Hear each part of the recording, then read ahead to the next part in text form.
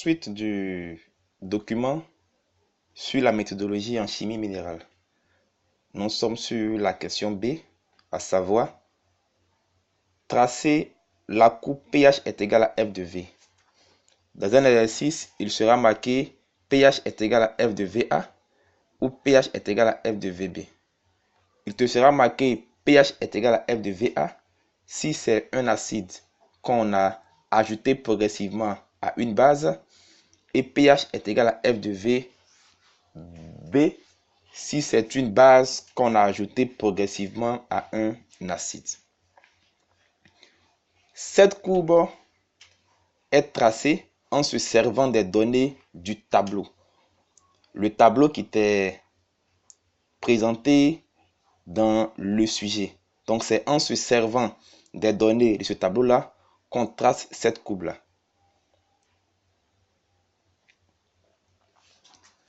Pour tracer la courbe pH est égal à F de V, tu vas d'abord construire un repère. Et sur l'axe des abscisses, tu vas marquer le volume. Tu mets acide si c'est un acide qu'on a versé progressivement sur une base. Et sur l'axe des ordonnées, tu vas marquer ici le pH.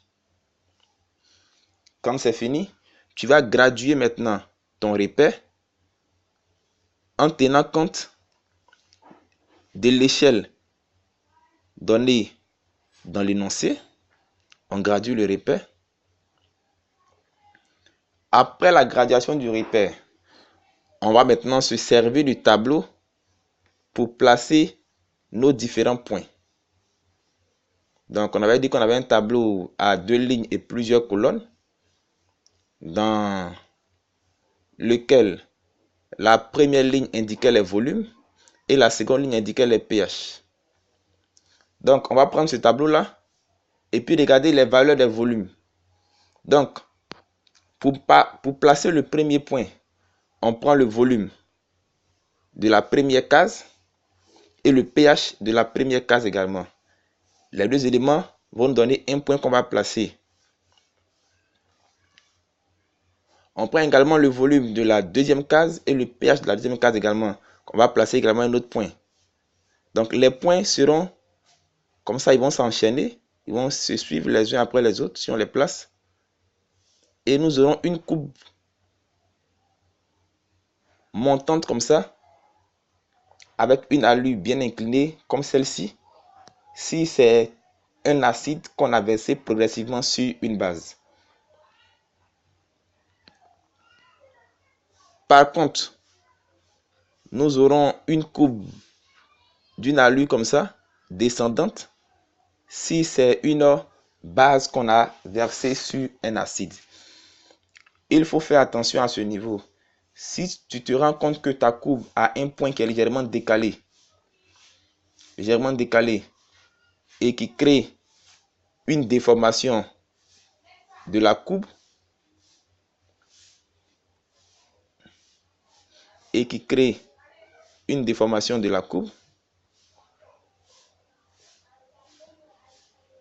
cela signifie que ce point-là, il faut bien vérifier, tu l'as mal placé. Parce que les points doivent se suivre et donner l'allure que j'ai montré tout à l'heure. L'allure ne changera pas. Voilà, les points doivent se suivre et donner une telle allure. Il n'y a pas une courbe autre que celle-là. Soit elle est comme ça, elle descend, soit elle est comme ça et elle monte. Tout simplement. Voilà. Donc voici comment tracer la courbe pH est égal à F de V. Nous passons maintenant à la question 3. Justifions de 3 façons que l'acide, on pourra dire l'acide, ou on pourra dire la base est faible. Donc après avoir tracé la courbe, on te demande de justifier de 3 façons que l'acide ou la base est faible. Comment on le fait? C'est juste des phrases que tu vas retenir. Donc, pour justifier de 3 façons que l'acide ou la base est faible, dans un exercice, ça sera un entre les deux, pas les deux. Soit l'acide est faible, mais soit la base est faible. Comment est-ce qu'on le fait? Tu dis que ta courbe pH est égale à F de V va présenter ou même présente 2 points d'inflexion. Donc cette courbe va présenter 2 points d'inflexion. Ça fait une façon. Et va présenter 3 concavités. Ça fait une autre façon. Et son pH à l'équivalence sera comment? Différent de 7. Ça fait une autre façon.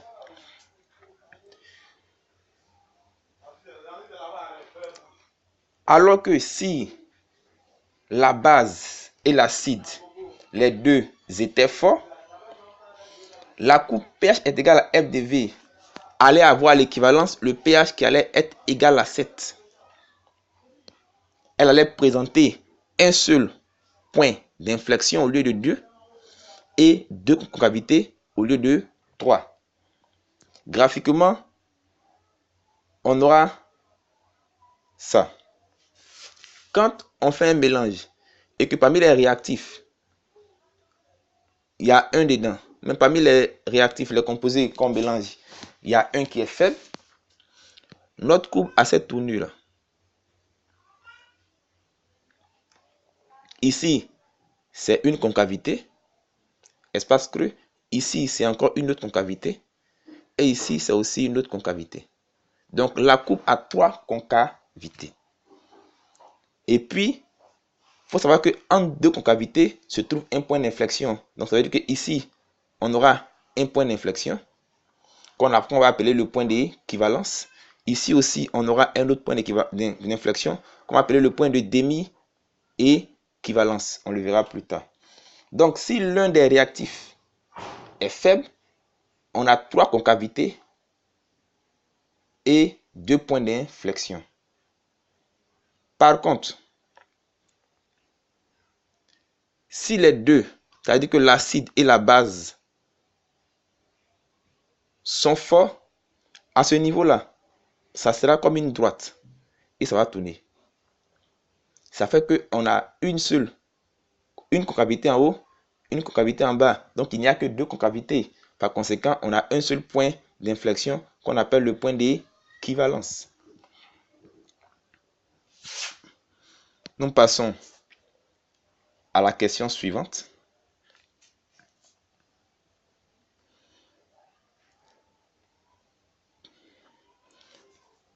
Lorsqu'on verse une grande quantité d'acide, vers quelle valeur va tendre le pH?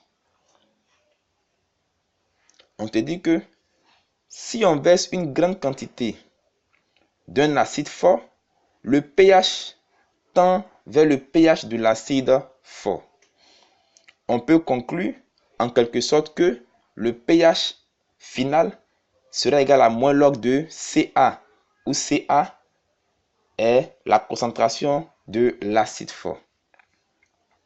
Si on verse une grande quantité de base forte, le pH va tendre vers celui de la base forte. Ainsi, on a donc un pH qui est égal à quoi? 14 plus log de Cb, où Cb est la concentration de la base forte. Là, c'est marqué base faible, non? Est la concentration de la base forte. On poursuit. Mais si on verse une grande quantité d'acide faible ou de base faible, le pH va tendre vers celui de la base faible ou de l'acide faible donné dans l'énoncé de l'exercice. On va t'expliquer ça de façon tout à fait simple. Comment retenir ça simplement? C'est logique. Je suppose que j'ai une solution ici. Une solution A qui est un acide. Et qui est de 1 litre. À cette solution d'acide de 1 litre, je verse une solution de base de 100 litres. La solution finale que j'obtiens est une solution de 101 litres Mais elle est complètement quoi? Complètement basique. Parce que l'acide de départ est négligeable devant quoi? Les 100 litres de base que j'ai versé.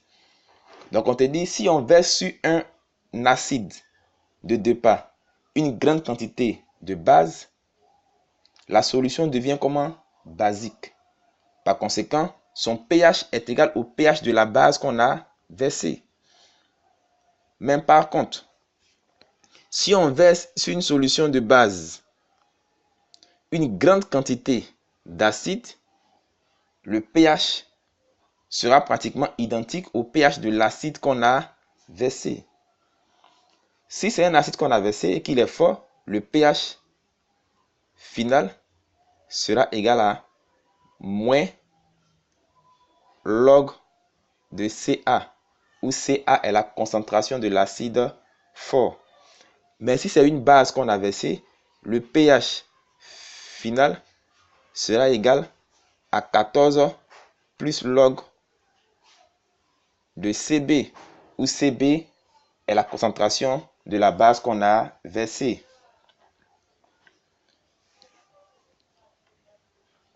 Si c'est un acide faible qu'on a versé ou que c'est une base faible qu'on a versée, on ne pourra pas calculer la valeur du pH final. C'est pourquoi l'énoncé de l'exercice va te fournir généralement ce pH-là.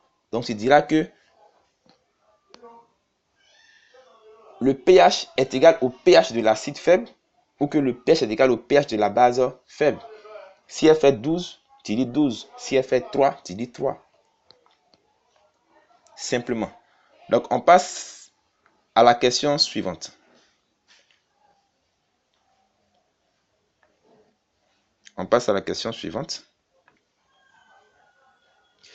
Déterminer le point d'équivalence ainsi que le point de demi-équivalence.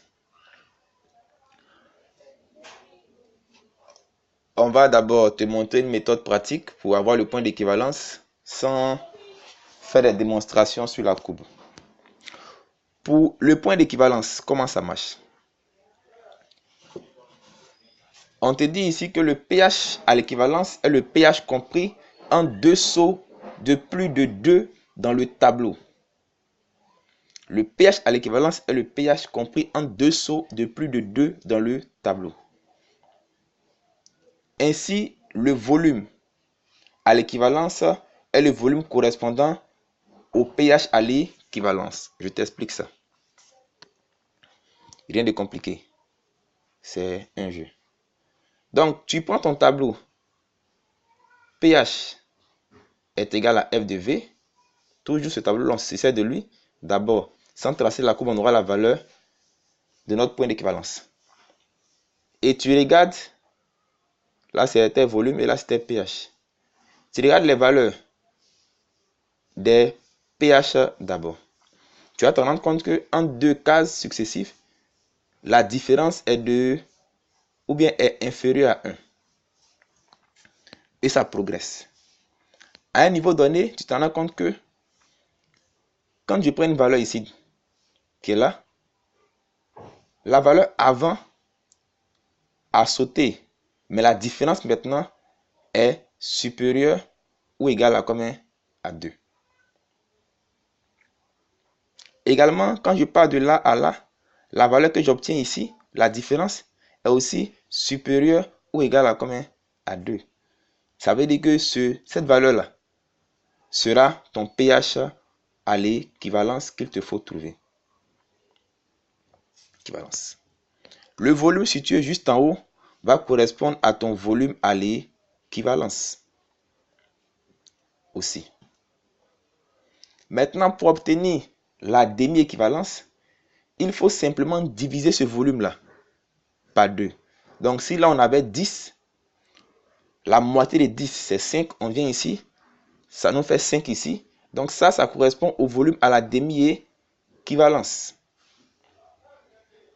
Si on a ce volume à la demi-équivalence, le pH qui est situé juste en bas ici sera le pH à la demi-équivalence. Et ce pH à la demi-équivalence là, on va l'appeler le pKa. Je reprends.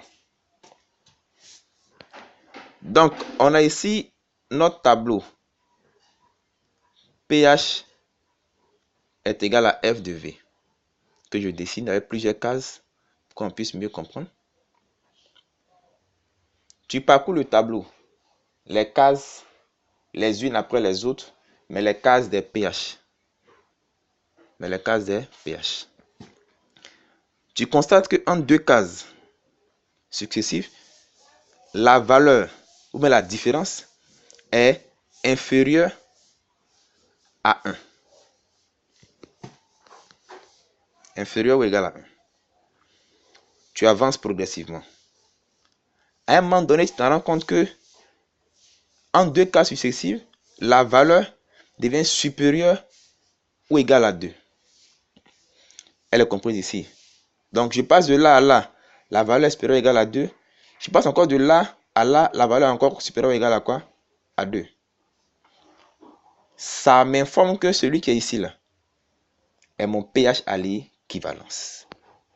Et que le volume qui est juste en haut est le volume à l'équivalence. Ce volume-là, tu le divises par 2. Tu tombes dans une case qui est quelque part ici. Cette case-là va correspondre au volume à la demi-équivalence. Au même titre, le pH qui est en bas, qui est le pH correspondant, va correspondre à ton pH à la demi-équivalence qui devient ton pKa. Je crois bien que ça a été compris. Une remarque. Si le saut se fait à un seul niveau, c'est-à-dire qu'on passe de là à là en dépassant 2 et que ici à là on ne dépasse pas 2, la méthode ne marche plus. Les sauts doivent être 2 et consécutifs. On a 2 sauts qui sont consécutifs.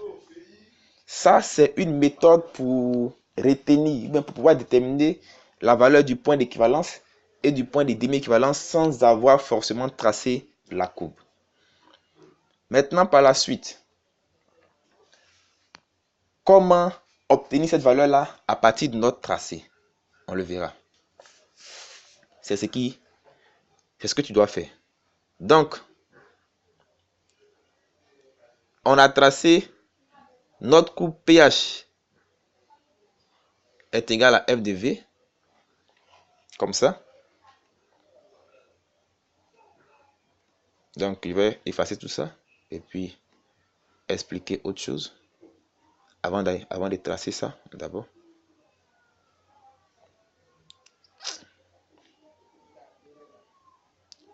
Donc, il passe à une page suivante. Donc, on va déterminer ce point d'équivalence là à partir d'une traceuse. Donc, je suppose que voici ta traceuse. Je t'explique d'abord la traceuse. Elle est comme ça. Une traceuse. Elle a un côté qui est gradué. Soit de 0 à 20, soit de 0 à 30. Ça dépend de ta traceuse. Ça peut être un double décimètre, ou un triple décimètre. Donc, déjà, tu considères ta traceuse. Une traceuse a deux bases. Une base en haut, généralement non graduée, et une base en bas qui est graduée. Ces deux bases-là sont toujours parallèles. Elles vont te servir à tracer deux droites parallèles. Donc, on a notre courbe pH est égal à F de V qui est tracée. pH est égal à F de V. En traçant la courbe, à ce niveau-là, cette base de tourne, où on tourne là, il y a un point qui est marqué ici, que tu vas identifier. Également ici, il y a un autre point également qui est marqué là, que tu vas identifier. Quand les deux points ont été identifiés, tu prends ta traceuse. Tu mets une base de la traceuse à ce niveau-là. Et tu traces. Mais avant de tracer, il faut faire la rotation pour que la seconde base également soit à ce niveau. Voilà. Donc la première base de la traceuse, comme je l'ai présenté, est au point du bas.